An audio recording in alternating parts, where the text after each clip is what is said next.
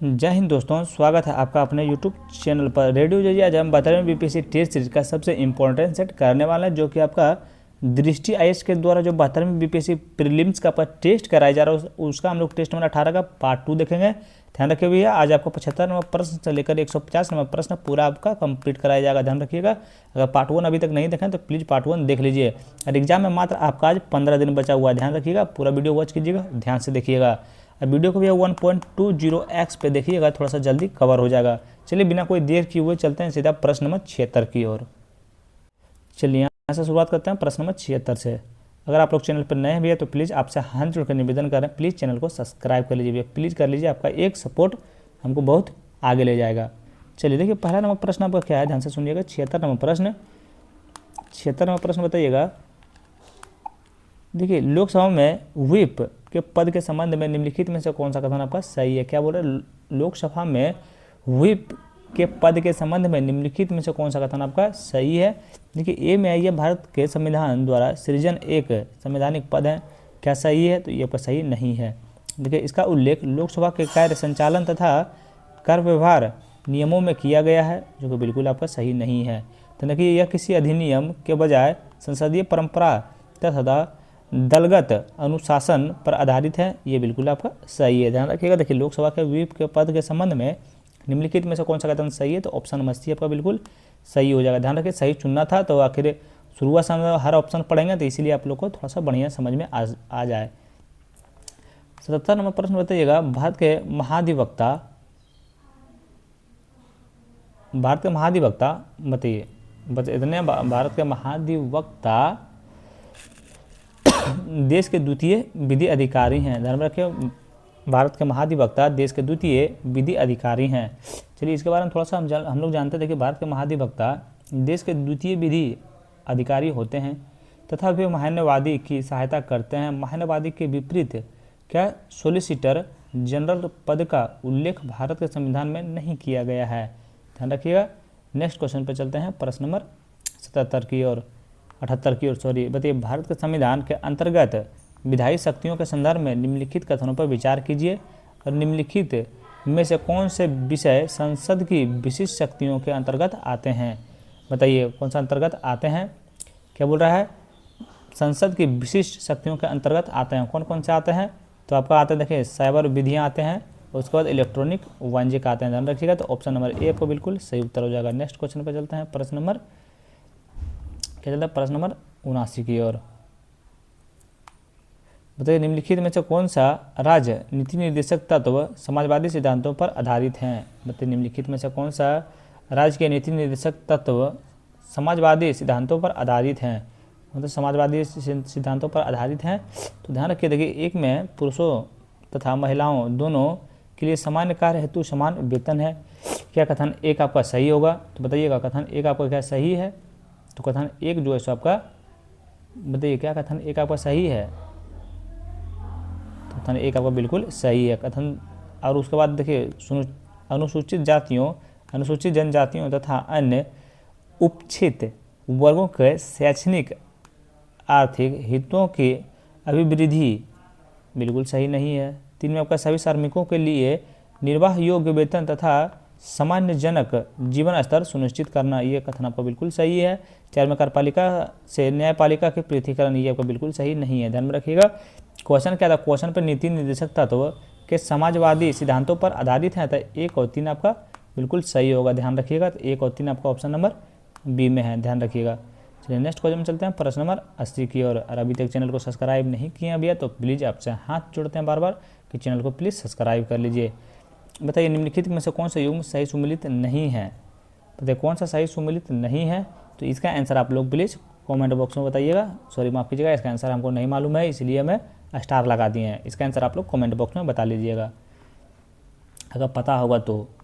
81 number प्रश्न बताइए, राज्य सरकार के संबंध में निम्नलिखित कथनों पर विचार कीजिए। राज्य सरकार के संबंध में निम्नलिखित कथनों पर क्या करना है, विचार करना है, अब बताना है कि कौन सा आपका सही है।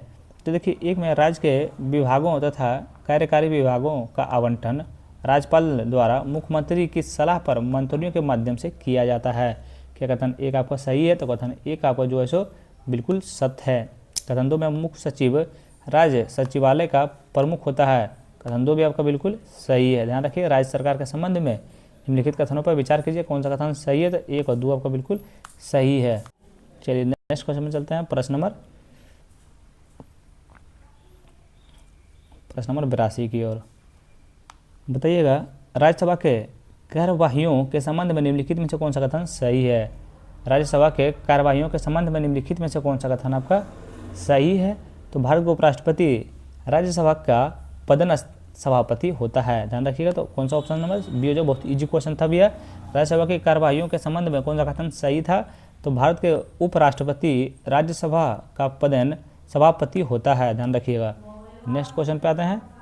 चलिए इसके बारे में थोड़ा सा हम लोग अगर सोल्यूशन देखेंगे तो देखिए, भारत के उपराष्ट्रपति राज्यसभा के पदन सभापति के रूप में कार्य करता है। अनुच्छेद 312 के अंतर्गत राज्यसभा को यह विशिष्ट शक्ति प्राप्त है कि वह उपस्थिति तथा मतदान करने वाले सदस्यों को कम से कम 2/3 बहुमत से प्रस्ताव पारित कर संसद को नई अखिल भारतीय सेवा सृजन हेतु अधिकृत कर सकती है। ध्यान रखिएगा भैया। नेक्स्ट क्वेश्चन पे आते हैं, प्रश्न नंबर 83 की ओर।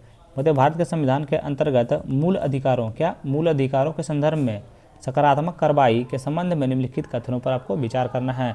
जो मूल रहेगा, जो भैया इंपॉर्टेंट रहेगा, उसके नीचे हम टिक मार दिया करेंगे। ध्यान रखिएगा, तो समझ जाइएगा वो आपका इंपॉर्टेंट है। मतलब भारत के संविधान के अंतर्गत मूल अधिकारों के संदर्भ में सकारात्मक कार्रवाइयों के संबंध में निम्नलिखित कथनों पर आपको विचार करना है। बताना है कि कौन सा कथन आपका सही है। बताना कौन सा कथन आपका सही है। तो कथन 1 में आपका है, इसका उद्देश्य केवल औपचारिक समानता के स्थान पर वास्तविक समानता को प्रोत्साहित करना है। क्या कथन 1 आपका सही है। बताइए क्या कथन 1 आपका सही है। तो कथन 1 जो है सो आपका बिल्कुल क्या है, कथन 1 आपका बिल्कुल सत्य है। कथन 2 में अनुच्छेद 15 का 4 और अनुच्छेद 16 का 4 ऐसी कार्रवाई के लिए स्पष्ट संवैधानिक उपबंध है, जो कि कथन 2 भी आपका बिल्कुल सही है। ध्यान में रखिए, कथन 2 भी आपका बिल्कुल सही है। कथन 3 में है, अनुच्छेद 14 के अंतर्गत समानता के सिद्धांत का उल्लंघन माना जाता है, बिल्कुल गलत है। यह केवल निजी शैक्षणिक संस्थाओं पर लागू होती है, ये भी कथन आपका बिल्कुल गलत है। भारत के संविधान के अंतर्गत मूल अधिकारों के संदर्भ में सकारात्मक कार्रवाइयों के संबंध में कौन सा कथन सही है। तो 1 और 2 आपका सही है भैया। आप लोग थोड़ा सा वीडियो पॉज कीजिएगा, इसको पढ़ लीजिएगा और याद कर लीजिएगा। चलिए नेक्स्ट क्वेश्चन में चलते हैं, प्रश्न नंबर 84 की ओर। बताइए, निम्नलिखित में से कौन सा लोकसभा सदस्य के रूप में नियुक्त करने हेतु अपेक्षित अर्हताओं का निर्धारण करता है। केवल निम्नलिखित में से कौन लोकपाल के सदस्य के रूप में नियुक्त हेतु अपेक्षित अर्हताओं का निर्धारण करता है। क्या कहता है, निर्धारण करता है। तो संसद द्वारा अधिनियम के द्वारा आपका करता है। देखिए इसका थोड़ा सा सोल्यूशन हम सुनेंगे भैया, तब थोड़ा बढ़िया से समझ में आएगा। देखिए, लोकपाल के अध्यक्ष अथवा सदस्य के रूप में नियुक्त करने हेतु आवश्यक अर्हताएं संसद द्वारा निर्मित अधिनियम में निर्धारित की गई है। ध्यान रखिएगा। नेक्स्ट क्वेश्चन पर चलते हैं, प्रश्न नंबर 85 की ओर चलते हैं। बताते हैं प्रश्न नंबर 85 नंबर प्रश्न बताइएगा। देखिए क्या बोल रहा है, ध्यान से सुनिएगा। ठीक है, संसद में लंबित विधेयकों के लोकपाल विघटन की स्थिति में व्यक्तिपत निरर्थक होने के संबंध में निम्नलिखित कथनों पर विचार कीजिए। क्वेश्चन थोड़ा ध्यान से पढ़िएगा भैया। संसद में लंबित विधेयकों के लोकसभा के विघटन की स्थिति में व्यापक निरर्थक होने के संबंध में निम्नलिखित कथनों पर विचार करना है। कौन सा कथन आपका सही होगा, ये आप लोग को सही नहीं पूछ रहा है। इनमें से कौन सा कथन आपका सही है, ये आप लोग को बताना है। तो ये कथन 1 में आपका है, देखिए, लोकसभा में लंबित कोई विधेयक व्यापकगत हो जाता है। क्या कथन 1 आपका सही है। ध्यान रखिएगा, कथन 1 आपका सही है। तो कथन 1 जो है आपका बिल्कुल सही है। ध्यान रखिएगा। 2 में है, लोकसभा द्वारा पारित परंतु राज्यसभा में लंबित विधेयक व्यापकगत हो जाता है, जो कि बिल्कुल आपका सही नहीं है। दोनों सदनों द्वारा पारित किंतु राष्ट्रपति की अनुमति के प्रतिरक्षित विधेयक व्यापक नहीं होता है, जो कि बिल्कुल 3 आपको बिल्कुल सही है। राज्यसभा के लंबित किंतु लोकसभा द्वारा पारित न किया गया विधेयक व्यक्तिगत हो जाता है, जो कि बिल्कुल आपका गलत है। माफ़ कीजिएगा, थोड़ा सा यहाँ पर लड़खड़ा गए पढ़ने में, तो प्लीज़ भैया आपसे हाथ जोड़ के माफ़ी मांगते हैं, गाली नहीं दीजिएगा भैया। थोड़ा सा गलती होता है ना भैया तो आते हैं सब कमेंट में गाली देना स्टार्ट कर देते हैं। क्या बोल रहा था, संसद से लंबित विधेयक के लोकसभा के विघटन की स्थिति में क्या निरर्थक होने के संबंध में कथन 1 और 3 आपका सही है। ध्यान रखिए, तो ऑप्शन नंबर सी आपका बिल्कुल सही उत्तर हो जाएगा। अब कौन गाली देता नहीं पता है भैया, मतलब एक से हम भी बनाते हैं, एक साइड दूसरा कोई चैनल वाले बनाते हैं, वो आते हैं अपना आईडी बना लेते हैं 5-10 को, उसी से आके गाली गलौज करते हैं। पंचायत सचिव के संबंध में निम्नलिखित कथनों पर विचार कीजिए। बताइए, पंचायत सचिव के संबंध में निम्नलिखित कथनों पर विचार कीजिए और कौन सा कथन आपका सही है ये आप लोग को बताना है। कथन 1 में है, पंचायत सचिव ग्राम सभा तथा ग्राम पंचायत का सचिव होता है। क्या कथन 1 आपका सही है? क्या कथन 1 आपका सही है? ध्यान रखिएगा, तो बिल्कुल आपका सही है। 2 में पंचायत सचिव गांव का निर्वाचित प्रतिनिधि होता है, जो कि बिल्कुल नहीं होता है। देखिए, पंचायत सचिव की नियुक्ति राज्य सरकार द्वारा की जाती है, यह कथन आपका बिल्कुल सही है। पंचायत सचिव ग्राम पंचायत के अभिलेखों के अनुसारण के लिए उत्तरदायी होता है। कथन 3-4 भी आपका बिल्कुल सही है। ध्यान रखिए, पंचायत सचिव के संबंध में एक बार आप लोग ध्यान में बैठा लीजिए, जो पंचायत सचिव होते हैं उसके बारे में कौन कौन सा कथन आपका सही है ये आप लोग समझ में आ जाएगा। देखिए, पंचायत सचिव गांव के द्वारा निर्वाचित प्रतिनिधि होता है, ये गांव द्वारा आपका नहीं, ये आपका राज्य सरकार के द्वारा कि सचिव इसका नियुक्ति किया जाता है। ध्यान रखिएगा। 86 का आपका सही उत्तर क्या आंसर होगा? 1, 3 और 4 ऑप्शन नंबर बी हो जाएगा। ध्यान रखिएगा।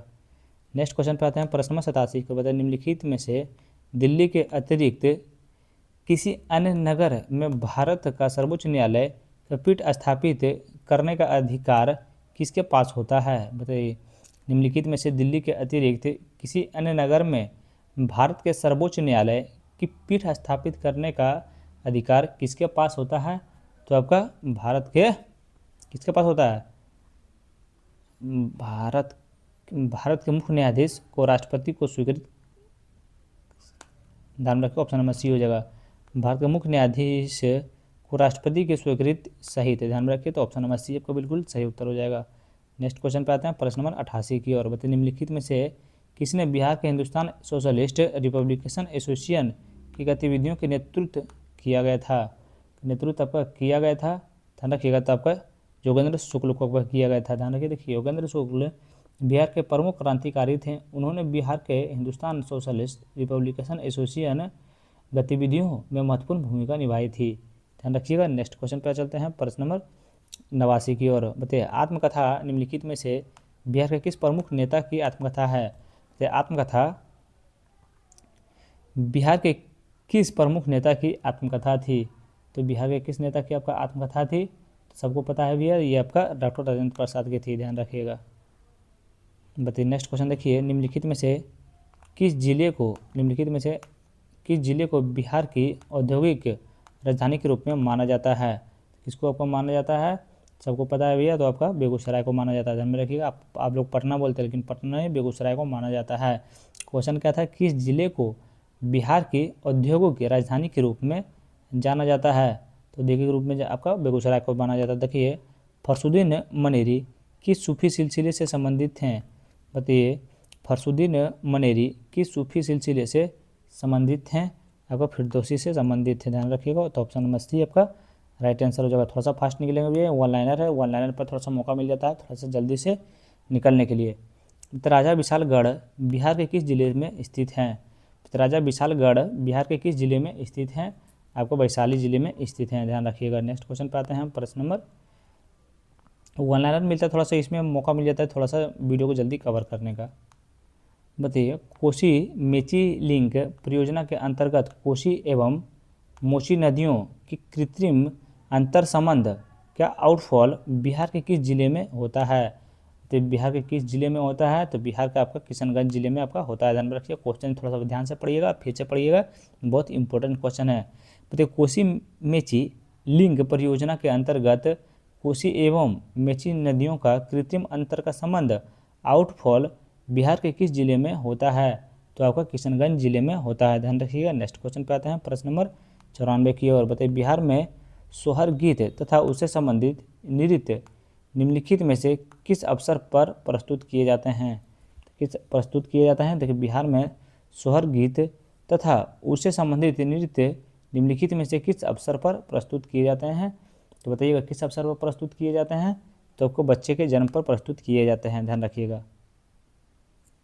और 95 नंबर प्रश्न बताइएगा,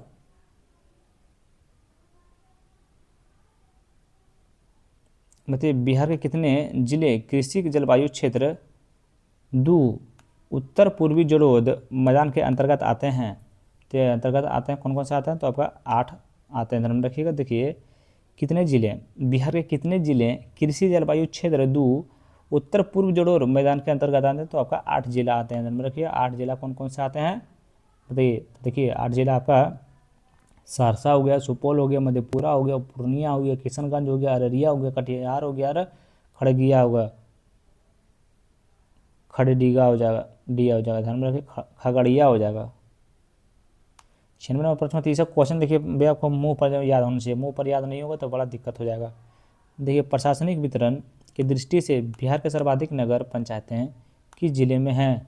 देखिए प्रशासनिक वितरण की दृष्टि से बिहार में सर्वाधिक नगर पंचायतें किस जिले में हैं? ध्यान रखिएगा, तो ये आपका पूर्वी चंपारण में है, याद रखिएगा भैया।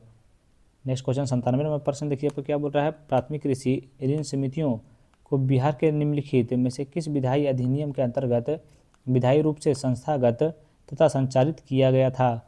प्राथमिक कृषि ऋण समितियों को बिहार के निम्नलिखित में से किस विधायी अधिनियम के अंतर्गत विधिक रूप से संस्थागत संचालित किया गया था? तो आपको बिहार सरकारी समिति अधिनियम 1935 के द्वारा किया गया था, ध्यान रखिएगा। नेक्स्ट क्वेश्चन पे आते हैं, प्रश्न नंबर 98 की ओर। बताइएगा प्रसिद्ध पंचोब तम्रपात्र अभिलेख निम्नलिखित में से किस शासक से संबंधित हैं? तो प्रसिद्ध चंभोब तम्रपात्र अभिलेख निम्नलिखित में से किस शासक से संबंधित हैं? किस शासक से आपका संबंधित हैं? तो आपका संग्राम गुप्त से आपका संबंधित है, ध्यान रखिए। देखिए इसके बारे में थोड़ा सा हम लोग जानेंगे तो थोड़ा बढ़िया से समझ में आ जाएगा। ठीक है, ये संग्राम गुप्त से संबंधित हैं तथा इनमें से एक ब्रह्म भूमि दान का उल्लेख मिलता है। ध्यान रखिए पंचोब ताम्रपत्र अभिलेख वर्तमान दरभंगा जिले में पंचोब ग्राम से प्राप्त हुआ था, ध्यान रखिएगा। ये पंचोब ताम्रपत्र के बारे में बताए थे, उसके बाद अब संग्राम गुप्त के बारे में भी बताए थे अभी। 99 नंबर प्रश्न बताइए, बिहार आर्थिक सर्वेक्षण तथा भूमि उपयोग अभिलेखों के अनुसार बिहार के कुल भौगोलिक क्षेत्रफल का लगभग कितना प्रतिशत नीबल बोया गया क्षेत्र है? कितना प्रतिशत नीबल बोया गया क्षेत्र है, कितना प्रतिशत है? तो ये आपका 54.2% है, ध्यान रखिएगा। नेक्स्ट क्वेश्चन पे आते हैं, प्रश्न नंबर 100 के। 100 प्रश्न की खुशी में भी आप लोग प्लीज़ चैनल को सब्सक्राइब कर लीजिए, प्लीज़ कर लीजिए भैया, कर लीजिए सब्सक्राइबर। यहाँ तक अगर आप लोग देख रहे हैं तो प्लीज़ चैनल को सब्सक्राइब कर लीजिए, करना ही पड़ेगा भैया आपको, प्लीज़ कर लीजिए भैया। तो बिहार में उसके एकमात्र राष्ट्रीय उद्यान को छोड़कर आधिकारिक रूप से अधिसूचित वन्य जीव अभ्यारण्यों की संख्या कितनी है? तो बिहार के उसके एकमात्र राष्ट्रीय उद्यान को छोड़कर आधिकारिक रूप से अधिसूचित वन्य जीव अभ्यारण्यों की संख्या कितनी है? सबको पता है आपका 12 है, बच्चों को पता होगा। वो राष्ट्रीय जलमार्ग 1 NV1 की कुल 1620 किलोमीटर की लंबाई से लगभग कितने किलोमीटर बिहार में स्थित हैं? कितने किलोमीटर बिहार में स्थित है? आपका 410 किलोमीटर जो है सो आपका बिहार में स्थित है, ध्यान रखिएगा। नेक्स्ट क्वेश्चन पे आते हैं, प्रश्न नंबर 102 की ओर। तो भारत की पहली हाइड्रोजन फ्यूल सेल आधारित ट्रेन को पायलट परियोजना के रूप में निम्नलिखित में से किन ट्रेनों के बीच संचालित करने की स्वीकृति दी गई है? तो आपका जिंद से सेनापति, ध्यान में रखिएगा। तो ऑप्शन नंबर बी आपका बिल्कुल सही उत्तर हो जाएगा। नेक्स्ट क्वेश्चन पे आते हैं, प्रश्न नंबर 103 की ओर। बताइए रिसा टाइमलेस ट्रैवल हाल ही में लॉन्च किया गया एक प्रोजेक्ट है। तो रिसा टाइमलेस ट्रैवल हाल ही में लॉन्च किया गया एक प्रोजेक्ट है। तो ये प्रोजेक्ट कौन सा? देखिए ऑप्शन ए में क्या जनजातीय हथकरघा वस्त्र एवं हस्तशिल्प विपणन हेतु प्रीमियम ब्रांड है, ध्यान में रखिएगा। तो ऑप्शन नंबर ए आपका बिल्कुल सही हो जाएगा। ध्यान में ऑप्शन ए ये भी सही मिल गया, तो अब आगे क्यों पढ़ेंगे। चलिए अगला 104 नंबर प्रश्न बताइएगा, हाल ही में प्रमुख अवसंरचना तथा मेगा कंटेनर टर्मिनल विकास के लिए चर्चा में रहा टूना टेकरा द्वीप ड्राफ्ट टर्मिनल किस राज्य में स्थित हैं? क्वेश्चन को थोड़ा ध्यान से देखिएगा भैया, किस राज्य में है? तो ये जो है सो आपका गुजरात राज्य में है। ध्यान में रखिए कहाँ है, तो गुजरात राज्य में। क्वेश्चन को ध्यान से सुनिएगा भैया, बहुत बढ़िया क्वेश्चन है। बताइए, हाल ही में प्रमुख अवसंरचना और मेगा कंटेनर टर्मिनल विकास के लिए चर्चा में रहा टूना टेकरा डीप ड्राफ्ट टर्मिनल किस राज्य में स्थित है? तो आपको गुजरात राज्य में आपका जो है सो स्थित है, ये आप लोग याद रखिएगा। अगला नंबर प्रश्न देखिए, 105 नंबर प्रश्न। नरेंद्र मोदी हाल ही में जवाहरलाल नेहरू को पीछे छोड़ते हुए भारत के सबसे लंबे समय तक निर्वाचित प्रधानमंत्री रहने का रिकॉर्ड बनाया है। उन्होंने निर्वाचित प्रधानमंत्री के रूप में लगातार कितने दिन पूरे किए हैं? कितने दिन आपको पूरे किए हैं बताइए। मोदी भक्त को पता होगा भैया, तो 4399 दिन आपका रहे हैं। ध्यान में रखिएगा, 4399 दिन रहे थे। ध्यान में रखिए। देखिए, इसके बारे में थोड़ा सा हम लोग जानते हैं।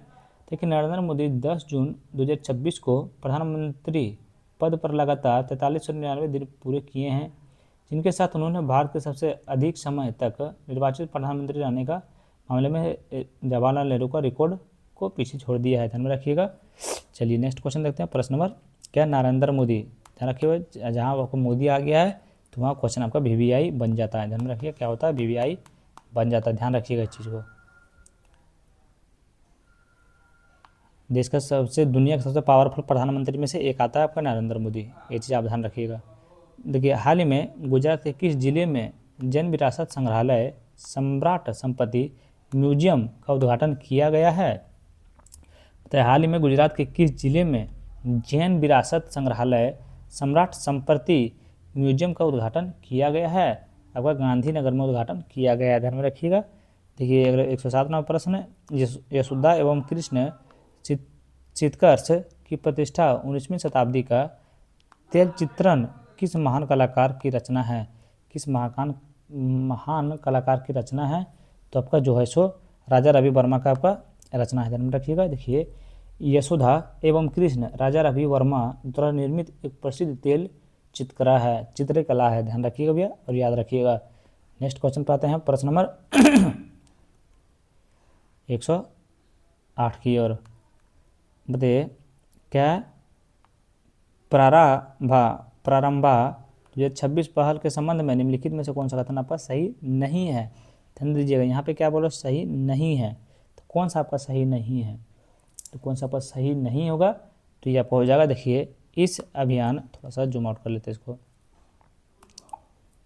बताइए, इस अभियान के अंतर्गत करदाता मार्गदर्शन सामग्री तथा पुस्तकाएँ 15 क्षेत्रीय भाषाओं का उपबंध है। ये जो आपका सही नहीं है। बाकी आपका देखिए, ए सही है, बी सही है और डी भी आपका सही है।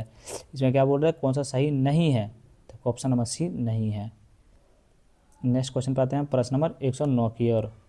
बताइएगा, बहुत ही बढ़िया क्वेश्चन है। भारत के सर्वोच्च न्यायालय के नवीन स्वीकृति अधिकतम न्यायाधीश संख्या जिसमें मुख्य न्यायाधीश की सम्मिलित हो कितनी है?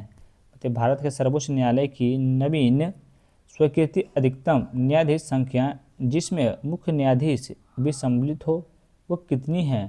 तो बताइए वो कितनी है? तो वो आपका 38 न्यायाधीश हैं। ध्यान में रखिएगा। तो ऑप्शन नंबर सी आपका बिल्कुल सही उत्तर हो जाएगा। अगला नंबर प्रश्न होता है, ऑपरेशन रेजपिल के निम्नलिखित में से किस उद्देश्य के लिए प्रारंभ किया गया था? बताइए, ऑपरेशन रेजपिल निम्नलिखित में से किस उद्देश्य के लिए प्रारंभ किया गया था? तो आपका देखिए, ए में देखिए आपका पश्चिमी एशिया के संघर्ष क्षेत्रों में फंसे भारतीय नागरिकों को निकालने हेतु, बिल्कुल ये नहीं है। तो ये सही उत्तर कौन सा होगा? तो देखिए, कैप्टागॉन मादक पदार्थ की तस्करी पर कार्रवाई हेतु क्या है, नारकोटिक्स कंट्रोल ब्यूरो एक प्रमुख अभियान है। ये कथन आपका बिल्कुल सही हो जाएगा। ऑपरेशन रेजपिल के उद्देश्य में कौन सा प्रारंभ किया गया था? किस उद्देश्य में प्रारंभ किया था? तो ऑप्शन नंबर बी आपका सही उत्तर होगा। ध्यान रखिएगा। देखिए, कैप्टन मादक पदार्थ की तस्करी पर कार्रवाई हेतु नारकोटिक्स कंट्रोल ब्यूरो के एक प्रमुख अभियान के उद्देश्य में आपका ये आपका ऑपरेशन रेजपिल उद्घाटन किया गया था। ध्यान रखिएगा। नेक्स्ट क्वेश्चन 111 नंबर प्रश्न बताइएगा, अंतरिक्ष विभाग ने हाल ही में निजी अंतरिक्ष विनिर्माण को समर्थन देने हेतु विदेशीकृत साझा तकनीकी सुविधाओं की स्थापना भारत के किन 2 राज्यों को स्वीकृति दी गई है? भारत के किन 2 राज्यों को स्वीकृति दी गई है? भारत के आपका कौन 2 राज्य हैं? तो कौन 2 राज्य हैं आपका? गुजरात और तमिलनाडु है। ध्यान रखिए, गुजरात और तमिलनाडु है। नेक्स्ट क्वेश्चन पर चलते हैं, प्रश्न नंबर 112 की ओर। बताइए भारत के किस देश के साथ समुद्री ऊर्जा गलियारा विकसित करने की योजना बना रहा है। बताइए भारत के किस देश के साथ एक समुद्री ऊर्जा गलियारा विकसित करने की योजना बना रहा है। करने की योजना आपका बना रहा है तो आपका ओमान के साथ में आपका करने की बना रहा है, ध्यान में रखिएगा। तो ऑप्शन नंबर सी आपका सही उत्तर हो जाएगा। नेक्स्ट क्वेश्चन पे आते हैं, प्रश्न नंबर 113 की ओर। बताइएगा इंडोनेशिया में स्थित सक्रिय ज्वालामुखी हाल ही में विस्फोट हुआ है। इंडोनेशिया में स्थित सक्रिय ज्वालामुखी हाल ही में विस्फोट हुआ है, तब का माउंट डुकोनो में हुआ है, ध्यान में रखिएगा। तो ऑप्शन नंबर बी आपका बिल्कुल सही उत्तर। 114 नंबर प्रश्न, हाल ही में भारत नेतृत्व वाले इंटरनेशनल बिग कैट अलियांस का आधिकारिक रूप से 26वां सदस्य देश कौन बना है। तो 26वां देश सदस्य आपका कौन बना है, तो आपका सऊदी अरब बने हैं, ध्यान रखिएगा। वन लाइनर भी है, वन लाइनर पर ज़्यादा उसको छिड़िए मत, वन लाइनर की तरह भी आपको पढ़ना है। मतलब मिशन मित्रा का शुभारंभ लेह में किस संस्थागत द्वारा किया गया है। बताइए मिशन मित्रा का शुभारंभ लेह में किस संस्था द्वारा किया गया है। किस संस्था द्वारा आपका किया गया है, तो आपका भारतीय इसरो के द्वारा किया गया, ध्यान भारतीय अंतरिक्ष अनुसंधान संगठन के द्वारा यानी इसरो के द्वारा आपका किया गया है, ध्यान रखिएगा। नेक्स्ट क्वेश्चन पे आते हैं, 116 नंबर प्रश्न, खेलो इंडियन ट्राइबल गेम्स 2026 का उद्घाटन संस्करण का समापन किस राज्य में हुआ है। तो ये खेलो इंडिया ट्राइबल गेम्स 2026 का उद्घाटन संस्करण का समापन किस क्षेत्र में हुआ है। किस क्षेत्र में हुआ है, तो आपका छत्तीसगढ़ राज्य में हुआ है, ध्यान रखिएगा। बताइए जन औषधि दिवस किस तिथि को मनाया जाता है। जन औषधि दिवस किस तिथि को आपका मनाया जाता है। जन औषधि दिवस जो है सो आपका 7 मार्च को मनाया जाता है। बहुत इजी क्वेश्चन भैया, देखिए इजी क्वेश्चन का मतलब सोल्यूशन नहीं करवाते हैं, जो बात है सो ये क्लियर है एकदम। 118 नंबर प्रश्न देखिए, हाल ही में अधिसूचित रैंप योजना किस राजनीतिक घटक के घरेलू विनिर्माण को बढ़ावा देने से संबंधित हैं। तो हाल ही में अधिसूचित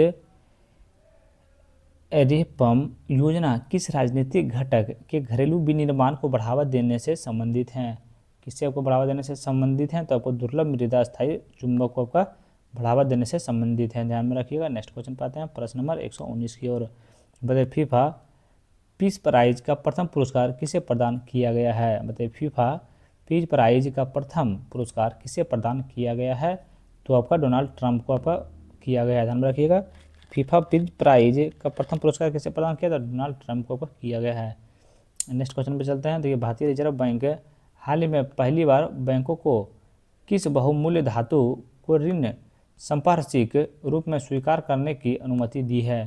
बताइए भारतीय रिजर्व बैंकों ने हाल ही में पहली बार बैंकों को विकसित, यार एक सेकंड रुक जाइए भैया, ये क्वेश्चन को थोड़ा सा हम लोग छोड़ देते हैं, इसका आंसर हम नहीं लिख पाए। क्या बोला था, भारतीय रिजर्व बैंक ने हाल ही में पहली बार बैंकों को किस बहुमूल्य धातु को ऋण संपार्श्विक के रूप में स्वीकार करने की अनुमति दी है। तो किसको दी है, तो आपका चांदी को दी है, ध्यान में रखिए। ऑप्शन नंबर बी आपका बिल्कुल सही उत्तर हो जाएगा। नेक्स्ट क्वेश्चन पे आते हैं। अभी तक चैनल को सब्सक्राइब नहीं किए भैया तो प्लीज़ कर लीजिए। तो स्मार्ट सिटी इंडेक्स 2025 किस संगठन द्वारा जारी किया गया है। तो स्मार्ट सिटी इंडेक्स 2025 किस संगठन द्वारा हाल ही में जारी किया गया है। तो हाल ही में जारी आपका जो है सो इंस्टीट्यूट फॉर मैनेजमेंट डेवलपमेंट के द्वारा आपका किया गया, ध्यान रखिएगा। तो ऑप्शन नंबर बी आपका बिल्कुल सही उत्तर हो जाएगा। नेक्स्ट क्वेश्चन पे आते हैं। 122 नंबर प्रश्न, बहुपक्षीय अभ्यास एक्सरसाइज डेजर्ट फ्लैग 10 की मेजबान किस देश द्वारा की गई थी। तो बहुपक्षीय अभ्यास एक्सरसाइज डेजर्ट फ्लैग 10 की मेजबान किस देश द्वारा की गई है। किस देश के द्वारा की गई है, तो आपका संयुक्त राज्य अमीरात यानी कि यूएई के द्वारा आपका किया गया, ध्यान में रखिएगा। नेक्स्ट क्वेश्चन पे आते हैं। प्रश्न नंबर कितना देरी में कोने काम करता है सही से। 123 नंबर प्रश्न बताइए एआई मॉडल जेम्मा 3 किस कंपनी द्वारा लॉन्च किया गया था। बताइए एआई मॉडल जेम्मा 3 किस कंपनी द्वारा लॉन्च किया गया था। किस कंपनी के द्वारा लॉन्च किया गया था, तो गूगल के द्वारा आपका लॉन्च किया गया था। 24 नंबर प्रश्न बताइएगा हाल ही में बेंगलुरु में अत्यंत नामिक ऑफिस से कैंपस का अनावरण टेक्नोलॉजी द्वारा कंपनी का द्वारा किया गया था। बताइए हाल ही में बेंगलुरु में अत्यंत नामक ऑफिस कैंपस का अनावरण किस टेक्नोलॉजी कंपनी के द्वारा किया गया था। किस टेक्नोलॉजी कंपनी के द्वारा आपका किया गया था, तो आपका गूगल के द्वारा किया गया था। ध्यान रखिएगा। 125 नंबर प्रश्न पे आता है। उससे पहले आप चैनल को सब्सक्राइब नहीं किया तो जल्दी से चैनल को सब्सक्राइब कर लीजिए। निम्नलिखित में से किस फिल्म ने 71वें राष्ट्रीय फिल्म पुरस्कारों के सर्वश्रेष्ठ फीचर फिल्म का पुरस्कार जीता है, तो 12th फेल आपका जीते हैं। ध्यान रखिए कौन जीते हैं, 12th फेल जीते हैं आपका। 126 नंबर प्रश्न बताइए, बिहार के किस क्षेत्रीय भाषा को शैक्षणिक सत्र 2026-27 से CBSE पाठ्यक्रम में आधिकारिक रूप से नियमित मातृभाषा अथवा ऐच्छिक विषय के रूप में शामिल किया गया है। ध्यान रखिएगा किसको किया गया है, तो आपका मैथिली को किया गया है। ध्यान रखिएगा। नेक्स्ट क्वेश्चन पर जाते हैं। एलिफेंटा कॉरिडोर ऑफ इंडिया रूपरेखा के अनुसार बिहार के प्रथम प्राकृतिक से अधिसूचित हाथी प्रवासन गलियारा किस जिले में स्थित है, बताइए। फिर से क्वेश्चन को पढ़ते हैं भैया, थोड़ा बढ़िया से पढ़ते हैं, ध्यान रखिएगा। देखिए, एलिफेंटा कॉरिडोर ऑफ इंडिया रूपरेखा के अनुसार बिहार का प्राथमिक प्रकृति के रूप में अधिसूचित हाथी प्रवासन गलियारा किस जिले में स्थित है, तो का जम्मू जिला में स्थित है। बाप रे बाप, जम्मू जिले से तो हम लोग बिलोंग करते हैं भाई। चलिए नेक्स्ट क्वेश्चन चलते हैं, प्रश्न नंबर 128 की ओर। बताइए, बिहार सरकार ने किस वर्ष तक मलेरिया उन्मूलन का लक्ष्य निर्धारित किया है, बताइए। बिहार सरकार ने किस वर्ष तक मलेरिया उन्मूलन का लक्ष्य निर्धारित किया है, किस वर्ष तक किया है, तो ध्यान रखिएगा। तो ये जो है सो आपका 2030 तक उन्मूलन का लक्ष्य निर्धारित किया है। ध्यान रखिएगा। 129 नंबर प्रश्न देखिए, बिहार मंत्रिमंडल ने किन 2 जिलों में अत्याधुनिक खेल ग्राम स्पोर्ट्स विलेज की स्थापना की घोषणा की है, तो बिहार मंत्रिमंडल ने किन 2 जिलों में अत्याधुनिक खेल ग्राम स्पोर्ट विलेज की स्थापना की है। स्पोर्ट विलेज की स्थापना जो है सो आपका कहाँ की है, बताइए।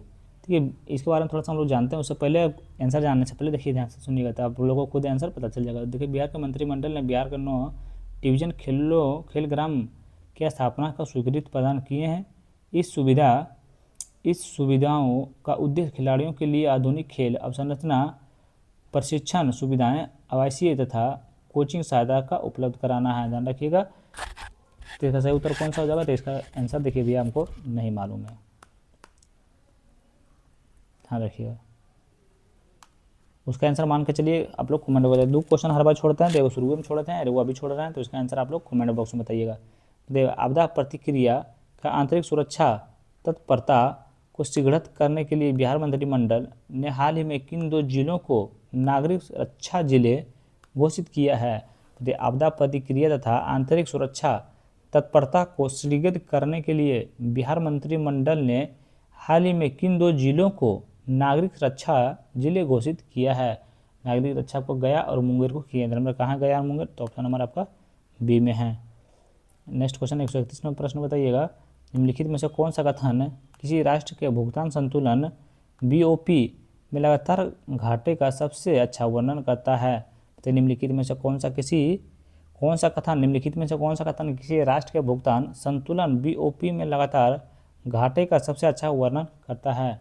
सबसे अच्छा वर्णन जो है सो आपका विदेश व्यापार और अंतरणों पर जिला व्यय कर रहा है, उससे कम विदेशी में अर्जित कर रहा है, इसके कारण उस विदेशी मुद्रा भंडार में कमी आ रही है। ध्यान रखिए, ऑप्शन नंबर सी आपका सही उत्तर हो जाएगा। नेक्स्ट क्वेश्चन पे आते हैं हम, प्रश्न नंबर 132 की ओर।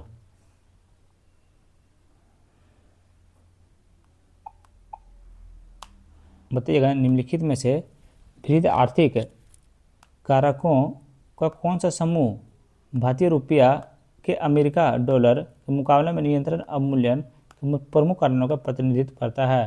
प्रतिनिधित्व कौन सा करता है, तो ये आपका करता है, देखिए, वैश्विक कच्चे तेल की कीमतों पर तीव्र वृद्धि, चालू खाता घाटा, बढ़ावा देना और विदेशी संस्थागत निवेशों द्वारा पूंजीगत बहिर्गमन। ध्यान रखिए, तो ऑप्शन नंबर ए आपका सही उत्तर हो जाएगा। माफ कीजिएगा, इस क्वेश्चन के बाद थोड़ा सा हमको समझ में नहीं आया है। चलिए नेक्स्ट क्वेश्चन 133 नंबर प्रश्न बताइए, सकल घरेलू उत्पाद अपस्फीति कारण के निम्नलिखित में से किसे सम्मिलित नहीं है, मतलब निम्नलिखित में से किसे सम्मिलित नहीं है, तो आपको देखिए, आयातित उपभोक्ता वस्तुओं तथा विदेश में उत्पादित कच्चे माल की कीमतों। ध्यान रखिएगा, तो ऑप्शन नंबर डी आपका सही उत्तर हो जाएगा। नेक्स्ट क्वेश्चन चलते हैं, प्रश्न नंबर 134 की ओर। तो बिहार आर्थिक सर्वेक्षण 2025-26 के अनुसार वित्तीय वर्ष 2024-25 के लिए बिहार का सकल राजकीय घाटा कितना था? बताइए, सकल राजकीय घाटा कितना था बिहार का? तो ये आपका था ध्यान में रखिए 41,223 करोड़, जीडीपी का 4.2% था। ध्यान में रखिएगा। तो ऑप्शन नंबर सी आपका सही उत्तर हो जाएगा। नेक्स्ट क्वेश्चन में चलते हैं। प्रश्न नंबर, क्वेश्चन को ध्यान में रखिएगा भैया, तभी आंसर समझ में आएगा, इसलिए तो आंसर बोलेंगे तो आप लोग को समझ नहीं आएगा। नेक्स्ट क्वेश्चन में चलते हैं प्रश्न नंबर 135 की ओर। बताइए आवधिक श्रम बल सर्वेक्षण के अनुसार महिला कार्यबल प्रकृति के संबंध में निम्नलिखित कथनों पर विचार कीजिए। क्या आवधिक श्रम बल सर्वेक्षण के अनुसार महिला कार्यबल प्रवृत्तियों के संबंध में निम्नलिखित कथनों पर आपको विचार करना है और बताना है कि कौन सा कथन आपका इसमें सही है, कौन सा कथन आपका सही है, ये आप लोग को बताना। देखिए, एक में ग्रामीण विस्तार समग्र महिला श्रम बल भागीदारी द्वारा वृद्धि को प्रेरित करता है। क्या कथन एक है? ग्रामीण विस्तार संग्राम महिला श्रम बल भागीदारी दर की वृद्धि को प्रेरित करता है। क्या कथन एक आपका सही होगा? तो कथन एक आपका बिल्कुल सही है। कथन दो में आपका है अधिकांश कार्यकर्ता महिला औपनिचारित क्षेत्रों में कार्य करती है। कथन दो भी आपका बिल्कुल सही है। कथन तीन में आपका है देखिए नियमित वेतनभोगी रोजगार महिलाओं की संख्या में उल्लेखनीय कमी आई है, जो कि बिल्कुल आपका गलत है। ध्यान में रखिए 135 का सही उत्तर आपका ऑप्शन नंबर कौन सा हो जाएगा? तो एक और दो आपका बिल्कुल सही है, आप लोग याद कर लीजिएगा। 136वां प्रश्न बताइएगा, एनएसओ नवीनतम घरेलू उपभोग व्यय सर्वेक्षण के अनुसार निम्नलिखित में से कौन सा कथन भारत की उपभोग प्रवृत्तियों का सही वर्णन करता है? तो सही वर्णन आपका कौन सा करता है? तो सही वर्णन आपका औसत मानचित्र मासिक प्रति व्यक्ति उपभोग व्यय ग्रामीण क्षेत्रों को 4,122 तथा शहरी क्षेत्रों में 6,996 तक पहुंच गया है। ध्यान रखिएगा। चलिए 137 नंबर प्रश्न बताते हैं। देखिए 9 बज गए भैया, अभी तक खाना भी नहीं बना, अभी जाके खाना भी बनाना है। देखिए भारत सरकार द्वारा लागू विनिवेश राजनीतियों के प्रकारों के संबंध में निम्नलिखित कथनों पर आप लोगों को विचार करना है। किसके बारे में? भारत सरकार द्वारा लागू विनिवेश राजनीतियों के प्रकारों के संबंध में निम्नलिखित कथनों पर आपको विचार करना है। कौन सा कथन सही है ये आप लोग को बताना। देखिए अल्पसंख्यक विनिवेश से राज्य के बहुमत स्वामित्व बना रहता है। कथन एक आपका बिल्कुल सही है। कथन दो में आपका राजनीतिक विनिवेश के प्रबंध में नियंत्रण का अंतरण किया जाता है। कथन दो भी आपका बिल्कुल सही है। कथन तीन में बहुमत विनिवेश प्रबंध नियंत्रण हस्तांतरित कर दिया जाता है, क्योंकि कथन तीन आपका सही नहीं है। कथन चार आपका है पूर्ण निजीकरण में सरकार के संपूर्ण स्वामित्व की बिक्री शामिल होता है। कथन चार आपका बिल्कुल सही है। ध्यान में रखें भारत सरकार द्वारा लागू विनिवेश राजनीतियों के प्रकारों के संबंध में तीन कथन सही है। जो भी सही कौन है? एक, दो और चार आपका सही है, तीन आपका गलत है, आप लोग याद कर लीजिएगा। ध्यान रखिएगा इसका सही उत्तर कौन सा हो जाएगा? तो कौन सा सही है? तो एक, तीन और चार, एक, दो और चार आपका देखिए बिल्कुल सही उत्तर हो जाएगा। नेक्स्ट क्वेश्चन 138 नंबर प्रश्न बताइएगा। देखिए क्या बोल रहा है। देखिए वित्तीय लोक वित्त प्राप्तियों की राजकोषीय संरचना का विश्लेषण करते समय निम्नलिखित में से कौन सा क्रमशः केंद्र सरकार तथा बिहार सरकार के लिए राजस्व की सबसे बड़ा स्रोत माना जाता है? सबसे बड़ा स्रोत है। क्या बोल रहा है? लोक वित्त प्राप्तियों की राजकोषीय संरचना का विश्लेषण करते समय निम्नलिखित में से कौन सा क्रमशः केंद्र सरकार तथा बिहार सरकार के लिए राजस्व का सबसे बड़ा स्रोत है? सबसे बड़ा स्रोत आपका कौन सा था? सबसे बड़ा स्रोत आपका केंद्र सरकार उधार व अन्य देयताएं, बिहार सरकार केंद्र सरकार से अनुदान सहायता। ध्यान में रखिएगा। तो ऑप्शन नंबर ये आपका बिल्कुल गलत हो जाएगा भैया, बी भी गलत है, ए भी आपका गलत है। तो सही उत्तर हो जाएगा केंद्र सरकार कॉरपोरेट कर, बिहार सरकार केंद्रीय करों में राजस्व की हिस्सेदारी। ध्यान रखिएगा। तो ऑप्शन नंबर डी आपका सही उत्तर हो जाएगा। नेक्स्ट क्वेश्चन पे आते हैं प्रश्न नंबर 139 की ओर। तो भारत की मौद्रिक नीति समिति कि कुल कितने सदस्य होते हैं? एमपीसी कुल कितने सदस्य होते हैं? तो बताइएगा कुल कितने सदस्य होते हैं? तो आपका 6 सदस्य होते हैं। ध्यान रखिएगा। 140 नंबर प्रश्न बताइए निम्नलिखित में से कौन सा स्टार्टअप परितंत्र में एक एंजल निवेशक सर्वोत्तम रूप से परिभाषित करता है? परिभाषित आपका कौन सा करता है? तो ध्यान रखिए परिभाषित आपका जो है से उच्च निवल मूल्य वाला व्यक्ति जो प्रारंभिक अवस्था वाले स्टार्टअप को इक्विटी स्वामित्व बदलने पूंजी उपलब्ध कराता है। ध्यान रखिएगा। तो ऑप्शन नंबर बी आपका सही उत्तर हो जाएगा। नेक्स्ट क्वेश्चन देखते हैं यहाँ से भैया। आपका मैथ आने वाला है, मैथ को आप लोग को खुद सॉल्व करना पड़ेगा, हम आंसर बता देंगे, आप लोग समझ लीजिएगा। 141 का सही उत्तर कौन सा हो जाएगा, तो ऑप्शन नंबर आपका बी हो जाएगा। आप लोग खुद सॉल्व कर लीजिएगा भैया। अब बताइएगा कि आपका पूरा टोटल में कितना नंबर आया है। तो 142 का सही उत्तर ऑप्शन नंबर बी हो जाएगा। 143 का सही उत्तर कौन सा हो जाएगा, तो ऑप्शन नंबर आपका सी हो जाएगा। 144 का सही उत्तर कौन सा हो जाएगा, तो ऑप्शन नंबर सी हो जाएगा। 145 का सही उत्तर कौन सा हो जाएगा, तो ऑप्शन नंबर बी हो जाएगा। ऑप्शन नंबर बी हो जाएगा। 146 का सही उत्तर कौन सा हो जाएगा, तो 146 का सही उत्तर ऑप्शन नंबर डी हो जाएगा। 147 का उत्तर आपका कौन सा हो जाएगा, 147 का सही उत्तर ऑप्शन नंबर सी हो जाएगा। 150 का क्वेश्चन देख लीजिए भैया, ऑप्शन यहाँ पे होगा। 149 का सही उत्तर कौन सा हो जाएगा, तो ऑप्शन नंबर आपका डी हो जाएगा। 148 का आंसर क्या, 148 का सही उत्तर ऑप्शन नंबर बी होगा। ऑप्शन नंबर बी होगा। 149 नंबर प्रश्न का ऑप्शन नंबर डी हो जाएगा। 150 नंबर प्रश्न का आंसर आपका सही कौन सा हो जाएगा, तो ऑप्शन नंबर आपका 150 का ऑप्शन नंबर सी हो जाएगा। वीडियो हो गया समाप्त भैया। अगर आप लोग को अच्छा लगा तो please like, comment, share and subscribe जरूर करें। Thank you so much. MUCH love you भाई एंड बहनों। Thank you so much.